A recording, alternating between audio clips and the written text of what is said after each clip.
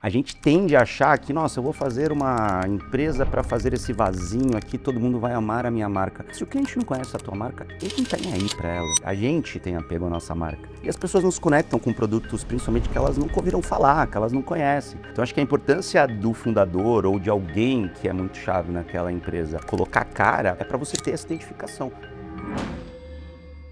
Todo negócio que eu faço, eu penso em ser altamente escalável. Você chegar, criar um negócio, ser vendido e crescer cada vez mais. Você tem que ter o Founder-led Growth como uma alavanca, mas não como uma dependência. Imagine se meu negócio só vende se eu fizer um conteúdo. Imagine se uma coreografia da Fit Dance só dá view se eu dançar. Imagine se um evento da gente, a agência só fecha um novo cliente se eu for para a reunião. Tá, eu faturei 10 milhões, desculpa, irmão, qual que é o teu EBITDA, qual que é a tua margem, quanto que ficou no seu bolso, ou quanto que você reinvestiu na empresa, quanto que sobrou de fato da tua operação. Se você faturou 10 milhões e gastou 15, desculpa, você é um péssimo gestor. Eu quero fazer um conteúdo para minha empresa e tem que viralizar. Viralização é medida de ego, cara. Quanto isso converteu para você, o quanto mexeu o teu ponteiro? Quanto de reunião eu teria que fazer para gerar R$1 milhão? Quanto conteúdo eu tenho que fazer para gerar R$1 milhão? Então, se eu parei de fazer uma reunião de alguma coisa, mas gerou o resultado do mesmo jeito por causa do conteúdo, de alguma maneira ele não está atrapalhando a minha gestão. Então, eu vou ter mais tempo se eu parar de gerar conteúdo, mas eu vou ter que trabalhar 10 vezes mais para gerar o mesmo resultado. Todo empreendedor quer crescer, mas poucos querem aparecer. Muitos travam não por falta de produto, mas por falta de voz. Hoje, se o dono não se posiciona, alguém ocupa esse espaço. Eu sou o Felipe Atabi e esse é o Fecha a Conta, o podcast da Conta Azul que ajuda donos de negócios a fecharem a conta e não as portas. Bora pro episódio.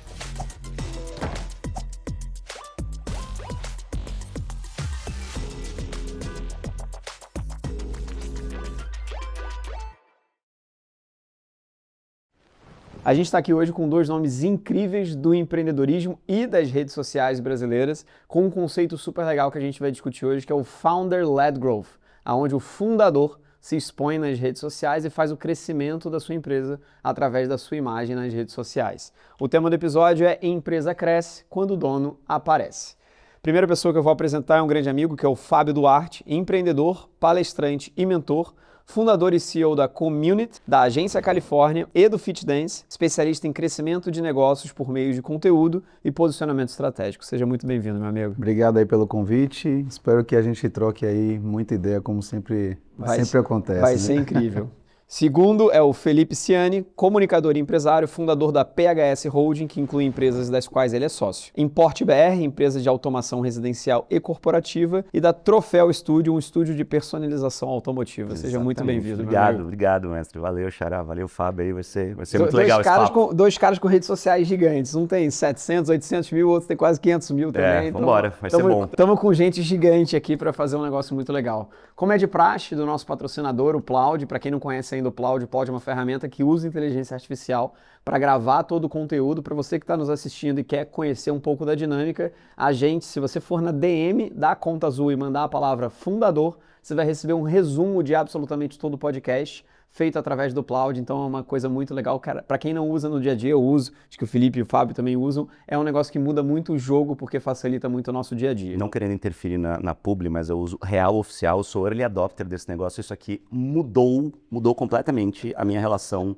com os meus liderados, cara, completamente, de verdade, assim. Não tô querendo me meter no merchan não, mas é real tem um negócio oficial. Legal que a gente faz, que basicamente é você tá falando e você fala assim, Plaud, me lembrar tal data do resumo do não sei o que lá e cobrar tal pessoa. Ele faz o resumo bizarro, e te cobra, então é surreal. Bizarro, cara. Fundador hoje em dia muda cara, absolutamente must tudo. have, tem jeito. Cara, primeira pergunta para abrir o bate-papo aqui. É realmente necessário o dono aparecer e virar a cara da marca para a empresa crescer? Qual é a opinião de vocês sobre isso?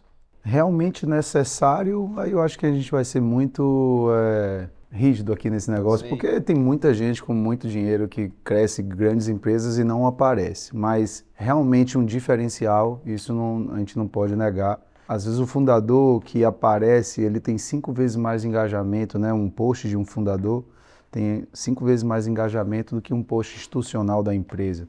E as pessoas hoje em dia confiam em pessoas também. Claro. Quando você coloca a cara, e muita gente fala como se fosse algo muito novo, porque muda o nome, né? Founder-led Growth, etc e tal, mas todo mundo conhece Steve Jobs, e ele estava lá na frente do negócio, independente de ser na rede social ou não. Bill Gates também é Bill um Gates, exemplo. então isso sempre fez uma diferença para grandes negócios, né? As grandes empresas do mundo, as maiores do mundo, os founders hoje em dia estão na frente. Então, se eu pegar as top 5 empresas mais valiosas do mundo, por coincidência, temos ali o Founder-led Growth como um pilar muito forte. Cara, eu acho que eu falo muito sobre isso em palestra, porque está mais do que comprovado, por meio desse dado que o Fábio falou e por inúmeros outros que a gente tem no mercado, que pessoas conectam com pessoas não se conectam com marcas, né? A gente tem mania de achar assim, não, eu vou fundar uma marca, eu sou sócio de uma agência também hoje, tive produtora durante 10 anos, o Fabão está nessa jornada também, acho que deve entender bem isso na prática. A gente tende a achar que, nossa, eu vou fazer uma empresa para fazer esse vasinho aqui, todo mundo vai amar a minha marca. Se o cliente não conhece a tua marca, ele não tem aí para ela. Infelizmente, essa é a realidade. A gente tem apego à nossa marca. Sim. E as pessoas não se conectam com produtos, principalmente que elas nunca ouviram falar, que elas não conhecem. Então, acho que a importância do fundador ou de alguém que é muito chave naquela empresa colocar cara é para você ter essa identificação. O Fabão falou do Steve Jobs, cara. O Tim Cook é CEO da Apple há muitos anos já. Sim. E todo mundo ainda fala do Steve Jobs, para a gente ver a potência que é a conexão de um founder que está ali ativo e tal. Total. Então, eu acho que não é nada obrigatório, absolutamente nada. Acho que cada um tem a sua jornada, nós somos 3 pessoas ali que têm o empreendedorismo na veia e certamente cada um tem uma história. Mas é muito fato que quando você coloca a sua cara como dono de uma empresa, o teu cliente ele entende a alma por trás daquela marca. E esse jogo muda completamente, vira muito mais um bate-papo ali, uma mesa de bar, se você souber fazer também. Porque não adianta nada o CEO, o founder, colocar a cara ser um baita de um robô travadaço, assim, que não vai gerar conexão, que não vai gerar conversa, não vai ser autêntico. Então, eu acho que nada é obrigatório, mas a gente precisa entender o jogo da neurociência, o jogo humano. Pessoas conectam com pessoas. Então, se tiver um rosto por trás da sua marca, facilita muito. Para vocês, o negócio de vocês, acho que Fit Dance, eu acho que no início você colocou muito a cara dentro do Fit Dance, e nos seus negócios eu vejo muito também nas redes sociais você expondo e fazendo. Fez uma diferença? Vocês sentiram que fez uma diferença em faturamento? Trouxe mais gente? O que vocês sentiram pragmático assim? E como é que foi o início? Porque eu acho que todo empreendedor, muito é pequeno e médio que está nos escutando, todo mundo tem medo, né? Não sabe como fazer, ou não tem habilidade, ou não sabe produzir o conteúdo da maneira correta. Como é que foi para vocês esse início e de que forma vocês tiraram as amarras e falaram, não, agora eu vou meter a cara nesse negócio mesmo, vamos embora? Não, para mim fez muita diferença e muita gente olha a relação do CEO só com o consumidor. Se você vai olhar para o público interno da empresa, seu funcionário, com certeza o funcionário ele olha mais o seu post do que o e-mail corporativo. Então até para você comunicar, para você passar cultura, fortalecer cultura, comunicar o que você acredita dentro do negócio, faz com que toda a empresa entenda o negócio. Então no caso da Fit Dance, a gente tinha uma comunidade de 1 milhão de pessoas. Caceta. Digitalmente era 50 milhões, mas assim, 1 milhão de pessoas entre alunos, professores de dança, etc e tal. Então, todo mundo entendia os pilares da empresa porque eu estava expondo isso. O crescimento da tua base nas redes sociais veio mais pelo Fit Dance? Eu já tive diversos momentos assim entre criação de conteúdo e artístico. Então, eu estava em um local, depois mudei de nicho, depois mudei de nicho de novo. Então, mas com a Fit Dance veio realmente um volume fora do normal. A gente tem, sei lá, com a Fit Dance construí 40 bilhões de views. Então, 50 milhões de seguidores, é muita coisa. Só que, e aí esse é um ponto interessante, eu tive que botar a minha cara ali porque eu queria passar um conceito. A minha visão para o universo da dança naquele momento era diferente do que todo o mercado enxergava. Com certeza. Então, eu precisava expor aquilo. Então, isso fez total diferença, principalmente para que a marca seguisse o caminho que eu imaginava. Eu poderia ter feito muito esforço de marketing e ela seguir um caminho diferente porque não ia ter alguma voz ali passando isso. Então, isso fez muita diferença, com a community faz muita diferença na hora de você passar e trazer todo o seu histórico e o ponto que a gente já falou, da conexão com as pessoas. Mas tem esse lado muito importante, cultural, de passar os valores da marca, de você criar realmente conceito, que isso faz uma diferença absurda. Mas, e as pessoas têm confiança. Se você realmente é um founder que passa confiança, passa seriedade, isso aí acelera ainda mais o seu negócio. Né? Legal. E eu acho que passar confiança e passar seriedade precisa refletir o que você fala para fora da empresa com o que você faz dentro da empresa, né? Porque eu já conheci muito CEO, muito founder, que nas redes sociais é maravilhoso, é fofinho, é bonitinho, dentro da empresa é um capeta, entendeu? E o funcionário saca, e essa máscara uma hora vai cair. Gente, por isso que eu sou muito resistente com esse negócio do você tem que fazer isso. Eu prefiro sempre o discurso do eu fiz isso, pra mim funcionou, por isso, isso e isso. Então, cara, fica com essa dica. Eu errei aqui, eu gosto muito de falar dos meus erros, das coisas que deram errado, das empresas que eu quebrei, das muitas cagadas que eu cometo todo dia empreendendo, para as pessoas entenderem que, cara, o jogo não é binário, não é ou isso ou aquilo. E para mim foi muito fácil tirar as amarras, como você diz, porque eu venho da televisão. Né? Eu me formei ali na faculdade em 2005 e o único caminho que eu tinha para mostrar o meu trabalho audiovisual era indo para televisão. Eu me formei fazendo scrap no Orkut. Para quem é mais novo que está acompanhando a gente, não faz ideia do que isso significa. Pesquisem no Google que vocês vão se surpreender. É bem interessante. Esse momento foi um momento interessante da nossa humanidade. E, cara, hoje a gente tem um celular no bolso, a gente consegue entrar ao vivo, a gente consegue fazer vídeo, a gente consegue editar, a gente consegue fazer post em blog, a gente consegue fazer o que a gente quiser.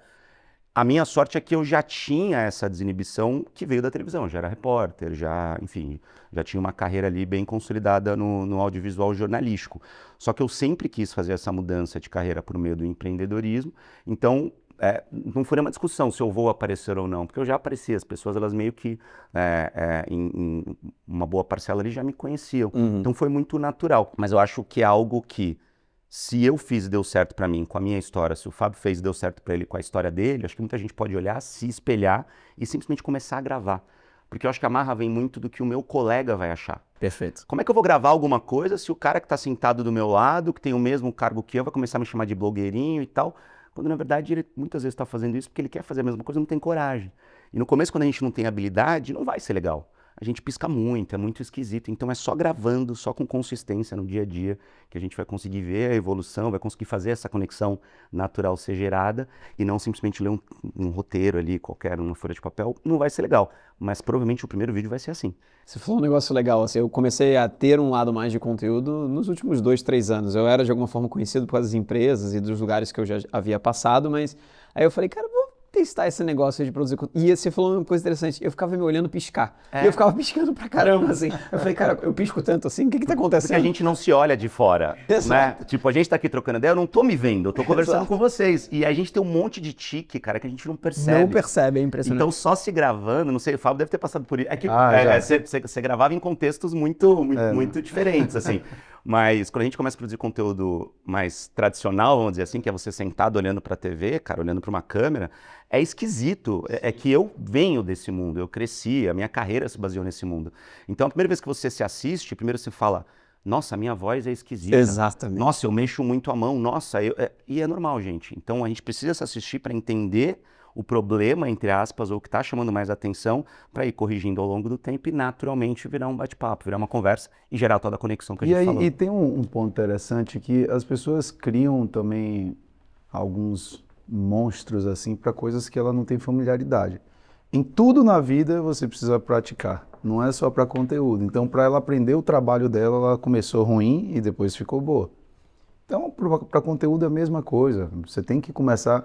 Você fala aí de se assistir, mas eu cantava, também tinha banda. A primeira vez que eu ouvi minha voz gravada, eu disse, não é meu possível Deus, que minha voz tem alguma coisa de errado. Aí hoje em dia eu não consigo ver mais a diferença. Sim. Quando eu escuto minha voz no áudio, mas a primeira vez assim, foi um choque. Minha voz é horrorosa, meu Deus, o que é isso? Então, mas quando foi essa primeira vez? Não, aí tem muito. A gente não tinha celular ainda, né? Então não era. Hoje é muito comum, você manda áudio no Aí você se escuta no áudio. Você se escuta. Mas ali a primeira vez que eu ouvi minha voz também gravada foi num gravadorzinho de fita ainda, eu era adolescente e tal. Eu tive esse choque. Uma coisa que eu fiz, assim, eu vim do mundo executivo. E do mundo executivo, de verdade, a gente é julgado por absolutamente todo mundo quando você começa a fazer conteúdo. E a pessoa, não, tá desviando o foco, não tá mais focado na empresa, o blogueirinho lá, a coisa da rede social, o vendedor de curso, agora também tem a máxima do vendedor de curso. É engraçado porque você vai se desvinculando e se desamarrando com o tempo. E quando você é empreendedor, o conceito, esse nome de founder-led, é legal porque quando você é o fundador e o dono da empresa, quem vai pagar a conta no final do mês é você. E ninguém vai te ajudar, ninguém vai te pagar a conta, ninguém vai fazer nada, assim. E aí eu virei fundador há mais ou menos 4 anos. Então eu fui 12 anos executivo e nos últimos 4 sou o empreendedor. Eu sou mais feliz hoje do que eu era no mundo corporativo, claro, de maneiras diferentes, mas hoje, por eu ter vivido 12 anos no mundo corporativo, eu me pego todos os dias com medo de ser julgado, ainda, sim. Até hoje? Até hoje. Produzindo conteúdo e fazendo. Um dos poucos conteúdos que eu não me pego sendo julgado é podcast, por exemplo. Podcast é um dos poucos que eu falo, não, podcast é um que não tem problema nenhum, é um conteúdo profundo. Mas isso não vem só do empreendedor. Estava conversando com a médica esses dias também, produtora de conteúdo, e aí muito médico não produz conteúdo por causa dos outros médicos. E ele fala assim, pô, eu não sei se eu tenho que ser muito técnico. Eu falei, você faz o seu conteúdo para o outro médico assistir ou para o seu paciente? Então, faça o conteúdo para o paciente. Não tenha problema de falar uma linguagem mais fácil para ele entender, porque você vai parecer menos expert. Perfeito. Porque você está com medo do julgamento da sociedade, dos seus colegas que não vão estar lhe dando paciente, não vão estar lhe ajudando. Então, a gente tem esse medo de julgamento, mas a gente pensa muito nos nossos pares e não para quem a gente está falando de verdade. Se você está falando para executivo, aí beleza. Então, deixa eu me preocupar com o que os executivos estão falando. Porque se você vai fazer um conteúdo, tem que ser estratégico. Então, deixa eu me preocupar com a mensagem. Mas, às vezes, um founder quer falar para o consumidor final também, ele tem que se preocupar com a opinião do consumidor final e não do amigo que vai achar que não tem coragem, alguma coisa. Isso acontece com todas as profissões, não é só com o empreendedor. Sim. Né? Cara, isso é a base da minha palestra e dos meus treinamentos. Eu faço muito treinamento para executivo, inclusive, né? Para dono de empresa. E eu sempre falo exatamente isso que o Fábio falou. Cara, produzir conteúdo pensando no colega não é uma coisa que querer vender relógio para o dono da relojoaria. Né? Então, a mesma coisa que a gente virar para o dono da relojoaria e falar assim, olha, pera, você quer comprar esse relógio aqui, cara? Olha, esse relógio ele é isso, ele é aquilo, tal. O cara vai falar assim, cara, eu não vou comprar porque eu já tenho um relógio, mas parabéns, você manja muito do relógio. Você é monstro. Uhum. E é esse aplauso que a gente espera quando a gente produz conteúdo e que é o aplauso mais falso que existe. Total. Eu estou lançando um livro, inclusive, sobre o método de comunicação que eu criei, fala muito sobre esse ponto e traz, talvez, algumas críticas sobre a minha própria classe. Porque eu acho que a classe do jornalista é uma classe que fala ainda muito para o colega, em grande parte. Não são todos, obviamente, mas em grande parte a gente fala para o colega. Né? Então a gente fala na televisão, por exemplo, que o executivo encaminhou uma PL para a CCJ do Senado. E aí o colega que está do lado, que cobre política também, bate palma, acha maravilhoso, acha incrível, que tem em casa não entendeu. Porque a pessoa não foi letrada, não foi educada em política. E aí o que a gente sempre fala é que a política é chato. Eu não gosto de política, mas na verdade ninguém soube te explicar o que é política. Então eu sou o cara que tenta dar 10 passos para trás e fazer esses vídeos falando de um jeito extremamente simples, que muitas vezes sou extremamente julgado por isso, por quem muitas vezes já sabe sobre aquele conteúdo, mas esse conteúdo só foi reforçado. Então, o exemplo que eu dou é, a gente assiste o jornal toda noite. Você vai assistir lá o Jornal Nacional, vai estar o César Tralli apresentando e embaixo está escrito César Tralli. A gente já sabe que é o César Tralli, mas está o nome dele ali para reforçar a informação. Então eu já sei, a informação foi reforçada, mas quem não sabe descobriu que esse cara é o César Tralli. Perfeito. Então eu acho que é um pouco disso. Fale para reforçar a informação, reforçar a mensagem para quem já sabe dessa mensagem, e quem não conhece esse assunto, se você falar de um jeito que seja friendly, amigável, essa pessoa vai participar da conversa. Então você consegue crescer a tua base e não simplesmente ficar dentro da tua bolinha. Tem um sócio meu que já veio até algumas vezes aqui no Fecha Conta, que é o Antônio Napoli, é um estrategista super incrível, um cara maravilhoso de muitos anos de mercado. Ele tem uma frase muito emblemática que é a quem você serve. Se você não entende a quem você serve, como é que você vai de alguma forma servir ele bem? Quando você é executivo de coração, você serve a empresa e você quer ser promovido, então você não faz por ser julgado, então você fica servindo. Quando você é um médico, minha esposa é médica, por exemplo, cara, eu dou dica para ela exatamente assim, para de falar termo técnico, fala com o teu paciente, ninguém tá entendendo nada, e ela fica com medo de ser julgada pelos outros médicos, que vão diminuir ela do ponto de vista da tecnicidade e tudo mais, então esse conceito é muito legal, e hoje como empreendedor eu entendo que eu sirvo aos empreendedores que de alguma forma estão contratando, vocês também, então vocês vão se adequando toda essa jornada, mas para quem é comunicador, e nós viemos de uma área de comunicação que é um pouco mais fácil pra gente, a gente consegue entender isso. Mas o Zé da padaria é difícil para ele entender, é difícil para ele abrir câmera, é difícil para ele entender o que ele tem que fazer, tudo é novo. Ele sabe fazer o pão de 6 horas, bonitinho e tudo mais. Então essa lógica do conteúdo é difícil para ele. Então, mas aí, desculpa te cortar, Fê, mas assim, eu acho que cabe a gente que vem dessa área ajudar. ter uma função que eu acho que é fundamental, que é de educação. Sim. É por isso que eu entendo comunicação hoje, criação de conteúdo como um todo, como, de fato, educação. É algo educacional, para mim, obrigatoriamente. Porque, cara, você foi CMO de empresas monstruosas. Então, assim, é óbvio que você está no auge, no topo dessa pirâmide. Então, quando a gente se propõe a fazer um conteúdo, principalmente para explicar coisas, às vezes, um pouco complexas para as pessoas, se a gente não for educativo, a gente corre o risco gigantesco de ser babaca. Sim. Porque a gente está querendo parecer inteligente, está querendo mostrar para o outro que o que eu estou falando não é acessível para ele.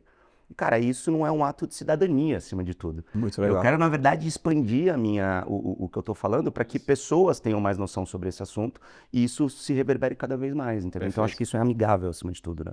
Uma pergunta para vocês em que momento o empreendedor precisa entender que ele virou o principal canal de comunicação da empresa, gostando disso ou não? Assim, porque tem gente que vai empurrado quase ali. Você puxou um crescimento da community, você trabalhando, o cara na obra, tava lá filmando, trazendo gente, puxando. Depois se puder contar até mais o que é community, eu acho que é muito legal até desse contexto, né, de formação dessa lado que o Felipe comentou também agora.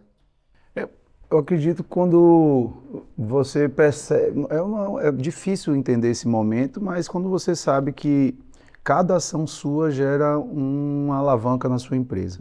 Então, eu fiz isso, alavancou a minha captura de lead. Eu fiz isso, alavancou a relação que eu tenho com as marcas. A gente vê que ali é um ponto interessante. Só que, ao mesmo tempo, trazendo de histórico aqui de empresas que eu já gerei muito conteúdo, todo negócio que eu faço, eu penso em ser altamente escalável. Você chegar a criar um negócio, ser vendido e crescer cada vez mais. Então, a gente tem que também tomar o cuidado de não crescer um negócio altamente dependente. Você tem que ter o Founder-led Growth como uma alavanca, mas não como uma dependência, porque senão você não escala. Então, imagine se meu negócio só vende se eu fizer um conteúdo. Imagine se uma coreografia da Fit Dance só dá view se eu dançar.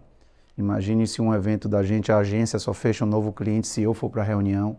Então, é importante você ver, quando você começa a dar as pivotadas de crescimento, vem através de algum conteúdo, alguma coisa que você faz, esse é um ponto que você diz, ponto, consegui aí chegar, mas quando é que eu consigo também ter um equilíbrio entre o que a minha empresa gera de retorno com outras ações e o que eu gero, porque se ficar uma coisa dependente, você não escala. Então esse é um ponto importante. Então você vê hoje grandes empresas, CIMED e tudo mais. Será que a CIMED vai perder valor se o João Aldir disser vender e sair? A gente tem que olhar isso daí. A mesma coisa era o garoto propaganda. Às vezes um produto, se você tem uma Bombril, tinha uma pessoa, se ele sair da propaganda, quer dizer que agora ela não vende mais. Então, você sempre tem que fazer essa calibragem, sabe? E não é fácil, né? Não é fácil. Não é uma calibragem simples de fazer. Inclusive, a gente tem empresas que têm o nome do fundador, né? E isso é bastante desafiador. Perigoso.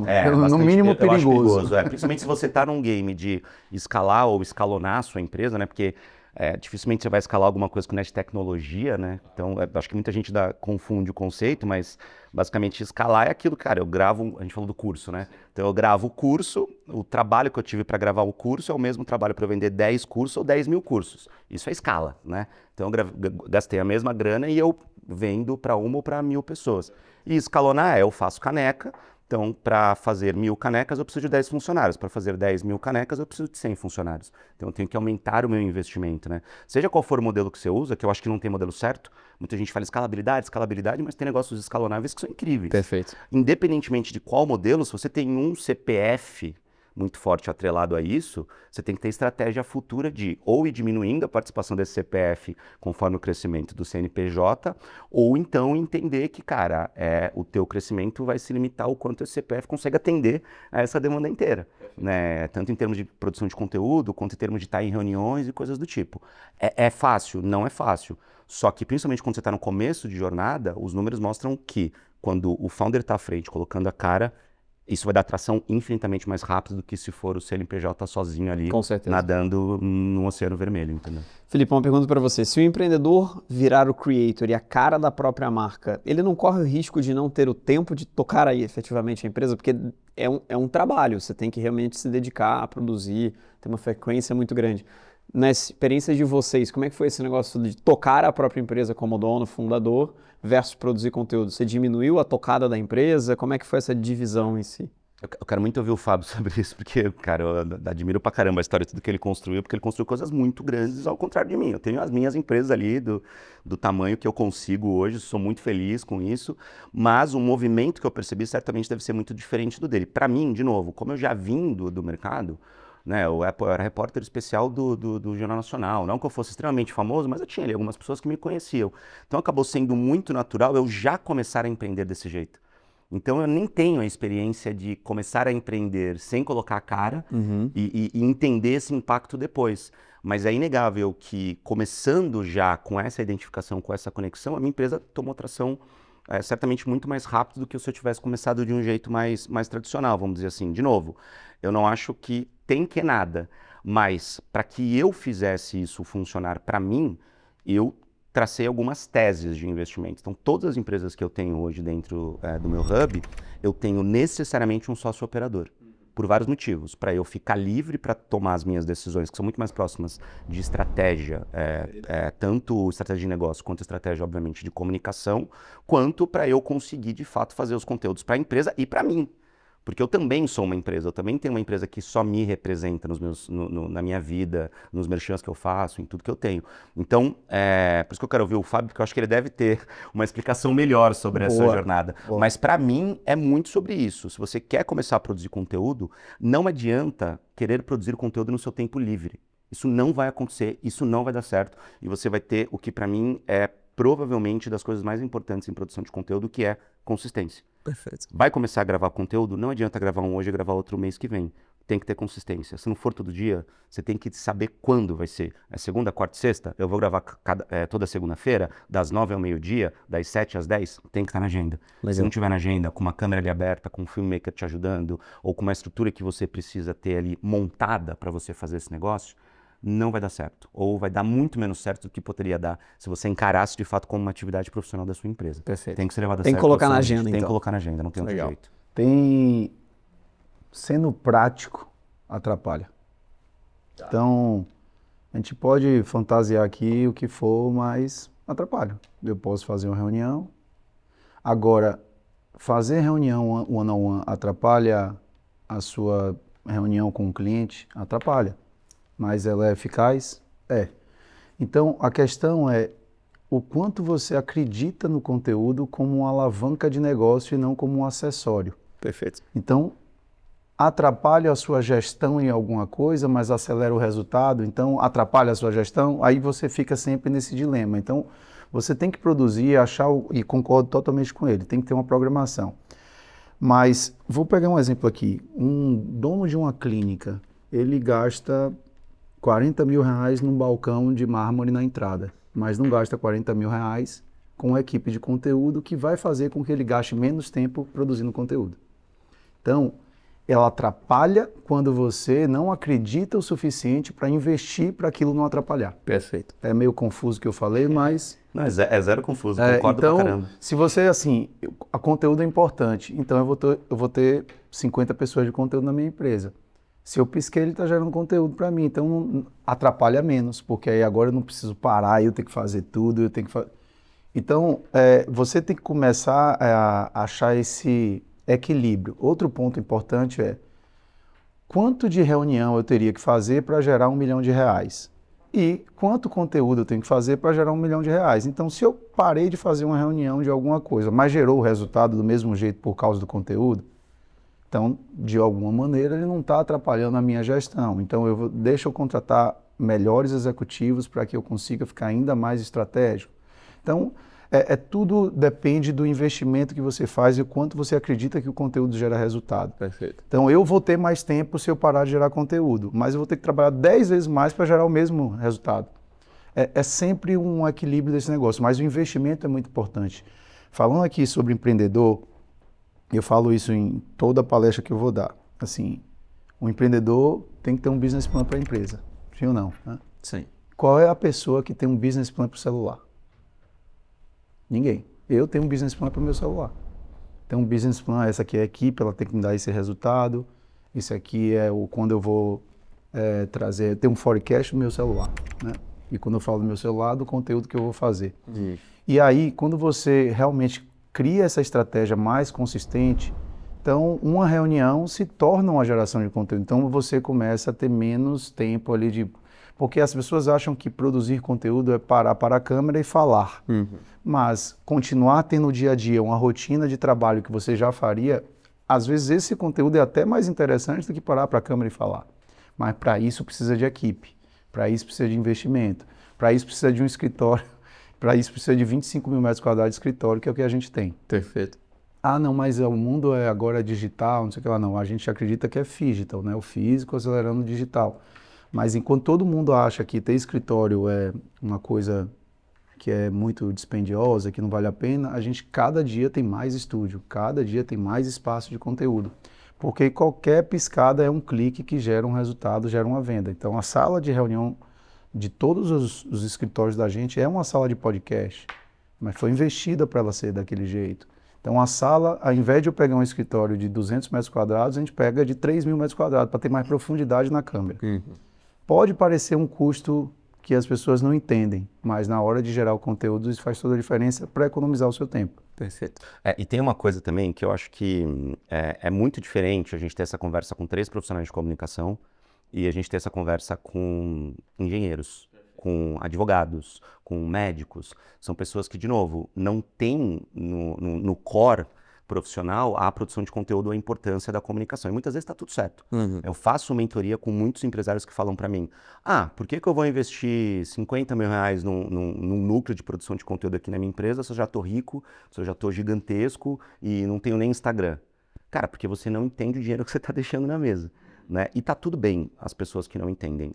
Então, para essa galera que não é nativa de comunicação, é só fazer o que eu acho que a gente tem que fazer em todas as áreas quando a gente empreende, que é testar. É testar modelo. Faz um teste. Você nunca apareceu, você nunca fez um vídeo, começa a fazer.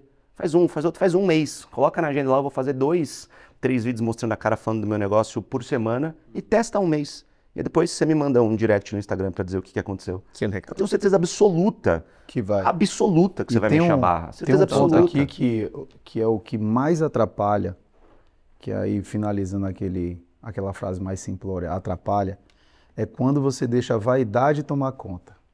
Porque tem um fator que muita gente ignora na hora de produzir conteúdo. É a vaidade de quem está produzindo conteúdo. Mexe com ego. E todo mundo tem ego, né? Todo mundo que fala que E eu é besteira falar que não tem. Eu costumo falar que um dos maiores vírus da humanidade hoje é o vírus K.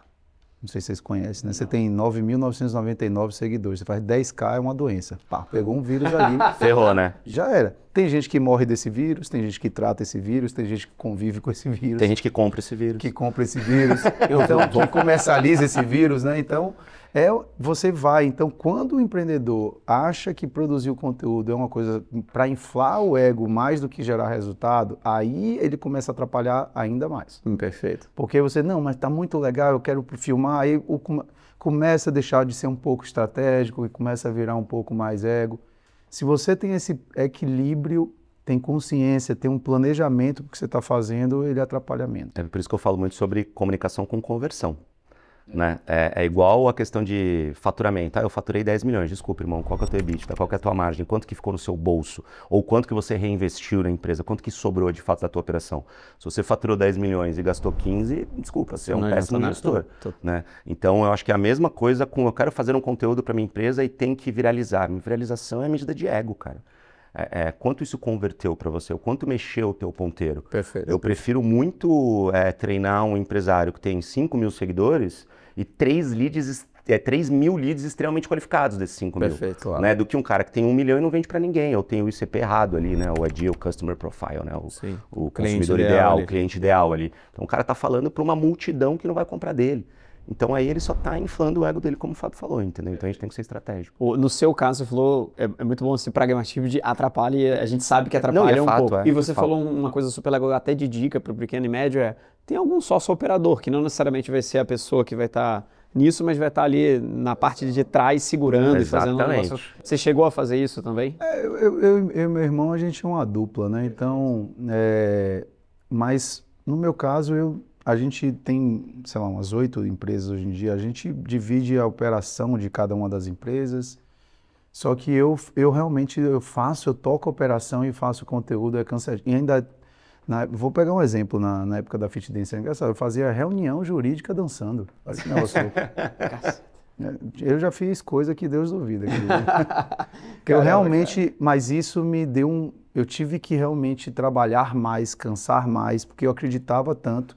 E eu sabia que se eu tirasse para fazer no tempo extra, eu não ia fazer direito. Então eu tinha que ter mais volume de trabalho e tudo mais.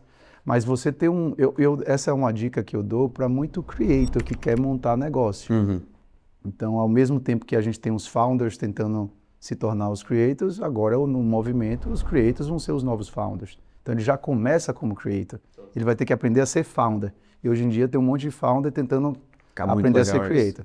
Então eu falo pro creator, você tem o seu lado criativo. Na hora que você começar a ser empreendedor e começar a ver que você não tem tempo de ser criativo, então tem um sócio. Divida, melhor você ter ali algo que você realmente tenha o gosto de trabalhar, coloque alguém para tocar junto com você. Se você tem a veia de empreendedor realmente, de querer tocar a empresa, beleza, foi o meu caso. Eu tive que abrir mão da minha vaidade várias vezes, assim. Então eu era artista, mas eu tenho que ser menos artista, botar pessoas para serem maiores do que eu, para eu gerenciar aquele negócio que eu acredito que vai crescer. Várias vezes na minha vida, eu estou aqui, em termos da mídia, deixa eu abrir mão para eu impulsionar um negócio. Aí agora não deixa eu abrir mão disso de novo para eu poder escalar. Agora estou ficando famoso, deixa eu abrir mão de novo para eu poder escalar. Esse é um exercício que eu faço o tempo todo e não é fácil. Cara, é zero fácil. Eu acabei de decidir não renovar o meu contrato com a CNN. Caramba, cara. Para tocar os meus negócios. Caramba. Cara, eu decidi abrir mão do cargo de repórter especial do Jornal Nacional para ir para a CNN, porque eu ia ter um horário fixo, uma rotina mais flexível e tal. Então são decisões muito difíceis, cara. Porque, de novo, desculpa, se eu falar pra você, não tenho ego, mentira. Mentira. Todo mundo tem. É gostoso ser reconhecido. É o vírus K. É gostoso ser subcelebridade, entende? É gostoso, é legal. Mas, cara, é aquela coisa, você quer alimentar o seu ego ou você quer alimentar as bocas que dependem de você ao longo da sua vida, né?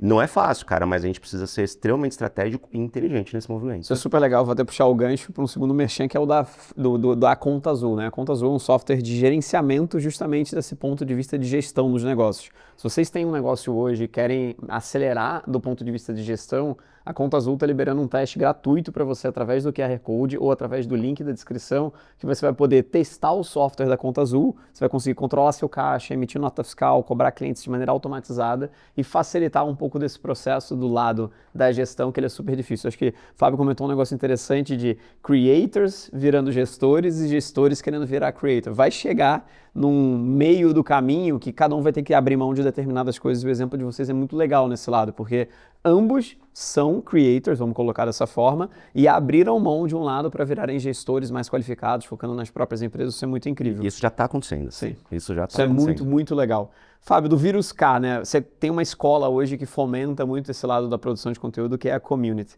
Olhando para os empreendedores que passaram pela sua escola, por onde o dono da empresa deveria começar hoje se ele quer começar a criar conteúdo? Eu acredito que a rotina seria uma ótima maneira de começar, porque todo mundo tem aquela vergonha, a vergonha de produzir conteúdo, de falar, é a primeira objeção que todo mundo tem ali. E tem muito conteúdo interessante na maneira dele liderar, no que ele faz, o cliente dele. É o UGC, né? Então o UGC seria uma ótima maneira de você produzir conteúdo. Tem uma questão aqui, as pessoas têm muito esse intuito assim, de produzir conteúdo, eu ter que fazer uma coisa meio selfie ou olhar para a câmera. Então, se ele entende que produzir conteúdo pode ser muito mais amplo do que isso, é uma maneira boa de começar. Então, ele é super líder, todos os funcionários admiram ele. Vamos filmar as reuniões dele fazendo as coisas com o funcionário. A maneira que ele se conecta com o cliente, com o parceiro. Pode ser um caminho que isso vai fazendo com que ele tenha um pouco menos de vergonha. E aí vamos começar no lo-fi, talvez. Coisa simples, um stories, destravar, para quem é travado. Mesmo para quem já é bom, colocar esse tipo de rotina é importante, porque tem muito empreendedor que tem histórias incríveis que na hora que entra numa câmera não consegue produzir direito, mas na hora que realmente você mostra o diferencial que aquela empresa tem, ele consegue trazer. Então eu acreditaria nisso. E tem uma dica que eu gosto de dar para todo mundo, que é a consistência. Para mim é o número 1, tá? Assim, e a consistência, ela vai para o ponto da consistência de quantidade, mas a consistência de mensagem. Porque todo mundo, quando vai pensar consistência, pensa assim, eu preciso postar todo dia.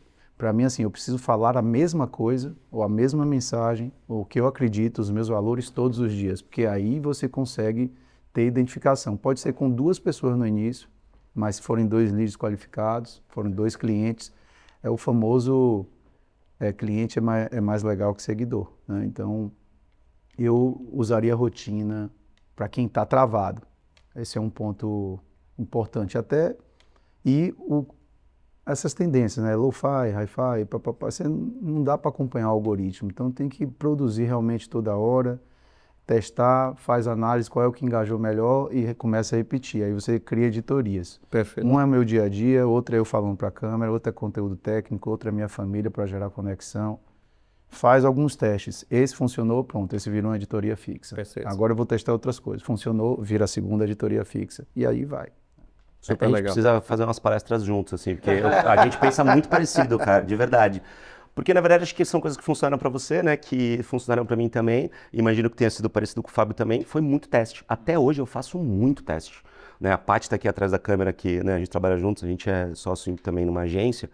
E, cara, é o tempo inteiro, assim. Então, toda semana eu sento lá com o nosso time pra gente ver os cortes da semana seguinte e tal. E, cara, não tem uma semana que eu não viro e falo assim, pô, vamos testar isso aqui? Pô, mas faz um corte disso. Pô, isso aqui não é corte de palestra, mas vamos tentar um corte de uma entrevista que eu gravei de algo nada a ver. Vamos ver se funciona e tal. E aí, o que é funcionar? Né? Eu falei muito sobre comunicação com conversão, mas acho que, primeiro de tudo, você quer começar a criar conteúdo, primeiro identifica o que é conversão para você. Porque às vezes a gente falou sobre medida de ego e sobre medida efetiva, de fato, né? Às vezes, para aquele influenciador, para aquele founder, crescer nas redes sociais é mais importante do que vender. Naquele momento. Porque naquele momento a empresa dele já está ali numa velocidade de cruzeiro legal e agora ele quer crescer para conseguir dar um próximo passo, porque ele vai fazer de repente, sei lá, um roadshow da empresa dele para atrair investidor e ele quer ser conhecido. Então, primeiro identifica o que é conversão. Conversão para mim, nesse momento, é eu ganhar autoridade nesse segmento que eu atuo, porque o mercado já me reconhece, mas as pessoas não. Beleza, então vira pro seu filmmaker, pro seu social media e fala assim, olha só, eu quero crescer nesse momento. Então aí é menos cliente e mais seguidor. Agora não, comecei uma empresa nova, comecei uma startup nova, a gente faz isso o tempo todo aqui, né? Então, cara, nesse momento é ao contrário. Eu já tenho autoridade, eu já tenho seguidor, conversão para a empresa é cliente. E aí você inverte a lógica e muda a estratégia. Então, por isso que eu falo, não existe tem que fazer isso. Eu fiz isso com este objetivo e para mim funcionou. Se espelha nisso, aprende com os meus erros e veja o que funciona para você testando. Super legal. Né? Então, acho que isso é muito importante. Testar, definir o que é conversão para você e ter constância para obsessivamente seguir esse caminho. É uma máxima muito legal. Tem muita gente que está produzindo conteúdo e também não está sentindo resultado tanto rápido ali dentro. E a gente sabe que não é tão rápido. Não assim. É rápido. Uma coisa consistente, talvez ali 1 ano, 2 anos bem feito, traz uma consistência muito melhor e é o ponto da frequência das editorias de conteúdos é muito bom. Mas tem muita gente tentando pegar atalho. Eu vejo muitos empreendedores, por exemplo, investindo em tráfego pago. Simplesmente pega o Google Ads, o Meta Ads, faz um impulsionamento e alcança a gente. É legal, é super incrível, mas trazendo para um linguajar mais simples até para conectar com o público, se você quisesse construir uma casa, você construiria a sua casa num terreno alugado? Provavelmente você não construiria a sua casa num terreno alugado. Exatamente. Então, a construção da sua casa vai ter uma perpetuidade muito maior ali. A pessoa realmente vai ter o ativo, vai ter a casa para o resto da vida. Alugar uma casa é muito mais rápido de você morar nela do que simplesmente você pegar um terreno vazio e simplesmente construir a tua casa. Você talvez demore 2 anos para construir a sua casa. A lógica do tráfego pago e do conteúdo, quando a gente vê esse lado, tem muita gente alugando casas em terrenos, construindo casas em terrenos alugados, que é a lógica simplesmente de pagar e ser impulsionado e chegar em muita gente e tudo mais, que é a lógica que você vai pagar lá pro proprietário Google, proprietário Facebook Ads, ele está lá no dia que ele mudar o preço do aluguel, que vai acontecer esse ano, simplesmente aumentando o CPM, aumentando o CPA, você vai ter que pagar mais caro porque você está construindo a sua casa ali dentro. E o conteúdo é a máxima de vou construir uma casa minha. Você não consegue morar nessa casa se você não construir ela por 2 anos. porque vai demorar, você vai aprender, você vai ter problema. Mas quando você fizer isso de maneira muito bem estabelecida e construir a sua casa que vocês construíram em anos de experiência, automaticamente você vive naquela casa muito bem, você consegue convidar pessoas, amigos, e você consegue viver e não custa tão caro assim. Porque o aluguel, ele parece ser mais barato no início, mas o Aquela contexto... crença que eu falei de você realmente ser content first. É isso aí. Você acreditar mesmo, assim, eu estou produzindo e investindo, e não achar que está gastando com conteúdo, estou investindo por 2 anos, assim, algumas coisas de conteúdo que eu já fiz demoraram 2 anos e pouco. Sim. E durante 2 anos e pouco, todo mundo, que ridículo, que ridículo, que ridículo. Vai, blogueirinho. Que ridículo, que ridículo, você é um gênio. Depois, Exatamente. É porque deu certo. Perfeito. E ainda fala assim, rapaz, impressionante esse negócio que você fez, né? Do nada, porra, explodiu. Assim. A palavra do nada é Do muito nada engraçada. é Tem um muito amigo engraçado. meu que ele é meio que gêniozinho, chama João Pedro Mota. Um menino super legal e tal, ele é até produtor de conteúdo muito sério do ponto de vista de marketing. Ele criou um crawler que entrava dentro do YouTube, sugava todos os vídeos. Desculpa a burrice, o que é crawler? Crawler é tipo assim, ele cria um robozinho, Tá, que ele um entra, botzinho. botzinho, ele entra, suga as informações, ele pegou, sei lá, nos últimos 7 anos, todo o inventário que ele conseguiu do YouTube. E ele fez isso para identificar o tempo médio de quanto demora para efetivamente um conteúdo dar uma bombada.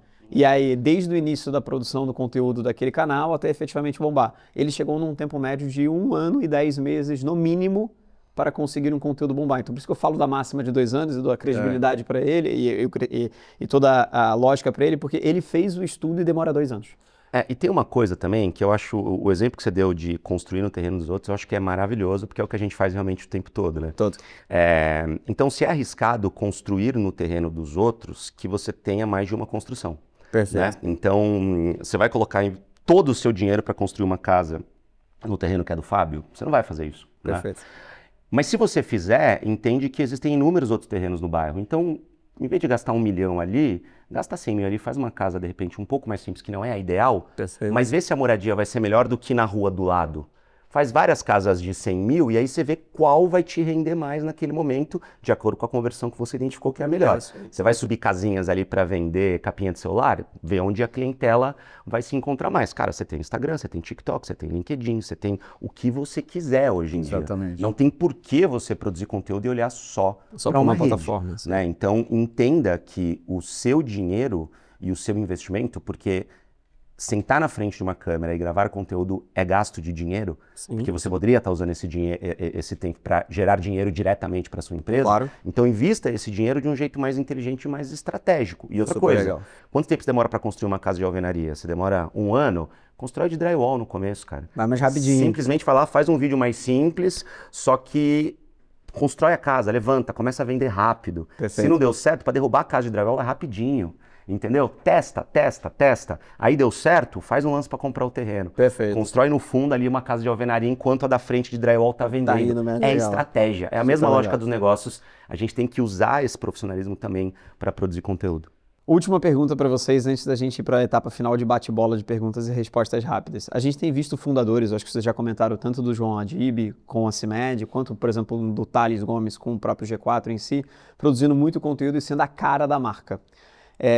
Fundadores muito expostos fortalecem a empresa ou deixam ela refém? Porque, na minha visão, eu acho que tem casos muito diferentes, né? O do João Adib e do Thales, apesar de serem expostos, são modelos de negócios diferentes. Um é um prestador de serviço e o outro é uma farmacêutica. O que vocês acham que tem de diferença entre esses modelos? Torna refém, não torna refém? Diminui o valuation, não diminui? Eu acredito que quando você é extremamente dependente, você torna ela refém. Então, tem que ter um equilíbrio uma hora, assim. Vai acontecer esse movimento no mercado de M&As acontecendo e serem um fracasso de pessoas que tinham uma empresa super poderosa, baseada na imagem do founder, e aí compraram, venderam, mas depois ela morreu porque estava em cima da imagem do founder. Perfeito. Então, existe, seja serviço, seja produto, tá? Eu acho que não é só isso. Eu acredito que a CIMED é mais sólida com a imagem de João Adib, até porque ele está se associando a várias outras pessoas agora. Já Perfeito. inteligentemente, já vem ali um Ana Castela, aí vem agora Toguro. ele vai trazendo diferentes coisas que daqui a uns dias ele vai... e a empresa realmente já era grande também. Claro. não tão grande quanto agora. Já no caso do G4, por exemplo, tem ali pelo menos a divisão de 3 pessoas, né, hoje em dia, mas eles têm um posicionamento muito forte que atrai um público ali, a parte de posicionamento também político, isso atrai um público. Se troca e vem com outra pessoa com outro posicionamento, acaba a empresa. Perfeito. Entendeu? Então, tem que balancear, Dosar. sabe? Tem que dosar. No seu caso, no Fit Dance, diminuiu o valor quando você era um pouco da cara também do Fit Dance? Não diminuiu porque há 7 anos eu já Diminuiu já tinha tirado isso. Eu dei o tom que precisava, mas desde o início não era Fábio Dance ou eu sozinho dançando ou eu fazendo isso. Eu já era empresário, eu tinha que... Imagine como eu já fui ridicularizado, né? Eu já era empresário, já tinha agência, daqui a pouco começa a dançar, os caras você é velho dançando ainda por cima. E essa galera tá te pedindo dinheiro hoje emprestado. Exatamente. E aí eu falei, mas beleza, eu vou dançar porque eu preciso dar o tom que essa empresa... Eu tenho uma visão que ninguém enxerga isso aqui, então eu preciso colocar isso na frente. Só que desde o primeiro dia já existia uma equipe ali. E eu ia dosando, não era tudo eu. Era eu quando eu achava que precisava ter aquele tom que eu acreditava. Mas com o tempo, cada vez tinha gente que depois nem sabia que eu estava lá. Tem público novo que nem sabia. Agora, por exemplo, a Fit Dance eu já vendi, né? Já tem 3 anos que eu já fiz exit. E as pessoas... começam a consumir, algumas pessoas acham que eu ainda estou, outras pessoas nem sabem que eu era o dono, se alguém chegar lá hoje. Então eu consegui aparecer, criar, dar o tom necessário, mas não torná-la dependente. É a mesma coisa, vamos pegar a community, eu estou lá, a gente tem sócios, tem uma empresa gigantesca, tem Ânima Educação do lado. E estou sempre ali na frente, trazendo, falando do tom do negócio. Mas vamos nas aulas, eu sou aquele CEO que participa de tudo, né? De pinto na parede a fazer o negócio. Comecei a fazer as aulas, a educação, o modelo de educação, porque tem algo que eu estou enxergando ali. Só que desde o primeiro dia, a aula não é só comigo, já é com uma equipe que é tão competente quanto. Então você vai criando esses processos, tem que tomar cuidado, porque vai acontecer um fenômeno muito grande de marcas sendo compradas e tendo uma queda muito grande. Se já não está acontecendo perceptível, vai virar até matéria, né? Pesquisa, dado de pesquisa e tudo mais. Que legal. Acho que a gente citou nomes aqui que são muito fortes, mas com estratégias completamente diferentes, né? A gente tem o Thales é um cara que eu conheço muito bem, é um cara próximo. O João, apesar de ser muito identificado como o João da CIMED, o João Adib da CIMED, ele não é fundador da CIMED. A CIMED é da família dele. Total. Né? Mas quando ele assumiu, a CIMED virou o que virou. Então, acho que a CIMED virou essa potência por conta da cara dele, da irmã dele também, já entrevistei ela também. Então, eu acho que ali a gente tem um negócio que não é escalável, né? Porque é produto, então depende de produção, depende de pessoas ali e tal, mas que a imagem é muito escalável e ajuda a vender o produto. Perfeito. Né? Então, é diferente do Thales, que tem um modelo de negócio escalável. Apesar de eles terem as imersões ali presenciais, um dos grandes negócios do G4 é vender curso. Sim. Às vezes cursos que já estão gravados ali, aí você tem um investimento e esse curso pode ser vendido indefinidamente. Perfeito. Então são modelos diferentes, mas que mostram a força que, independentemente do modelo, esse nome é muito forte à frente. Mas a questão é, você compra um curso do G4 mesmo que não seja o Thales que vai te dar o curso? Você compra. Você compra o Carmed na farmácia mesmo que não seja o João que vai te vender? Você compra.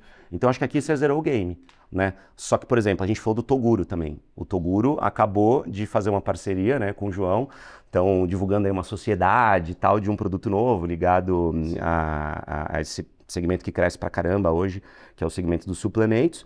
Mas, cara, não sei, você compra a bebida da Mansão Maromba, se hoje o Toguro vender? Não sei. Total. Mas talvez daqui 5 anos, sim. Então, acho que depende dessa trilha, de você usar a sua imagem, se você já tem essa imagem, para lançar um produto e ter a inteligência estratégica de, aos poucos, ir crescendo a sua marca e fazendo ela se desvincular de você.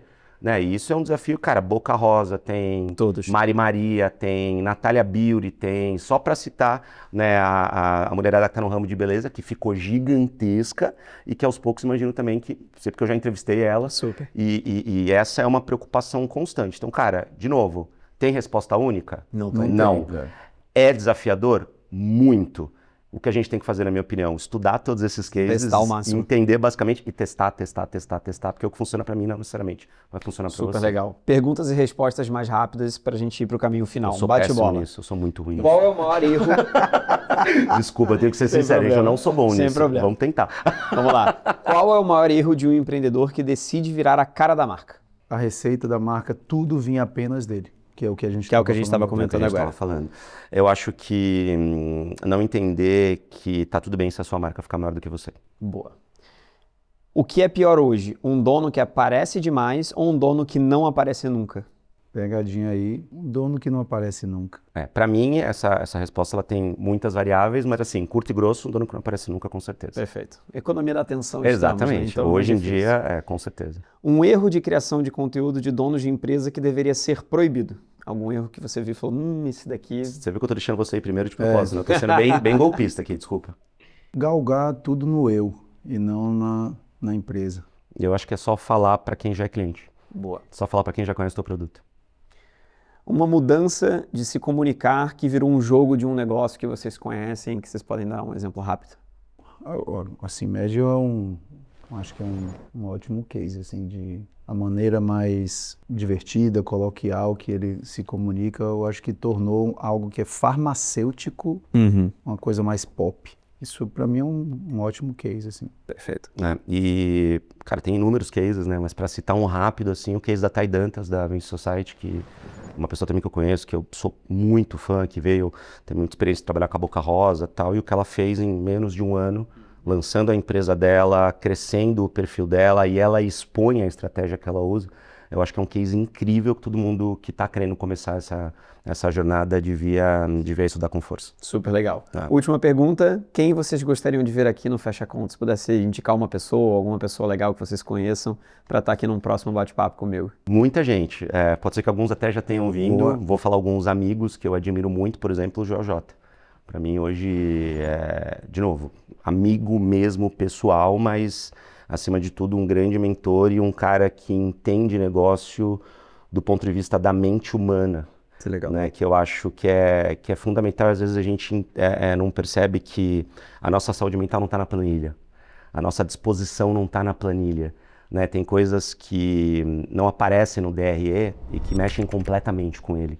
Né? Então acho que entender um pouco disso tudo e perceber que empreender nunca é só sobre uma fatia, sim sobre a pizza inteira, Claro. é fundamental. Então acho que o Joel, para mim, é obrigatório estar aqui nessa mesa. Entrando Super nessa... legal. Já peço a ponte, então, por isso, favor. ajuda. Acho que Flávio também é Flávio Augusto. um empreendedor que eu acho que ele conseguiu ter resultados muito grandes, assim. Eu acho que isso é um ponto bem relevante. Mais ou menos, né? O cara só comprou e vendeu um time da MLS nos Estados Unidos, fundou Não, o mas WhatsApp, falando- vendeu barato, comprou, falando, vendeu o cara, comprou barato e valorizou de novo. É mais ou Falando menos, o né? que ele fez com a MLS agora, assim, a quantidade, o volume dele das coisas que ele faz, É o resultado impressionante. É impressionante. MLS do futebol americano ou MLS Não, da MLS Mentoring League da- Society? da Que é Mentoring outro League. negócio absurdo. O cara é um monstro. Acho que o MLS da Mentor League Society, acho que bateu 700 milhões de faturamento esse Não, ano. é Vai ser um absurdo, negócio é absurdo. Mais de O 150. 150 volume dele é clubes, muito surreal. grande, assim, tipo, então eu gosto da coisa da consistência. né? Eu ia falar isso, Consistência. consistência. Eu acho que tudo que ele se envolveu consistentemente De deu todos bastante esses certo. aí, eu Não, acho o cara é um que monstro, o cara é um monstro. que é o que tem mais. E o bom é que eles são sócios, né? Então, É, eles são são o sócios, Jota e o Flávio, se puderem e estar junto, aqui, e por junto com favor. o Caio Carneiro Caio também, que é um Carneiro venha monstro, também. também vale muito a pena vir.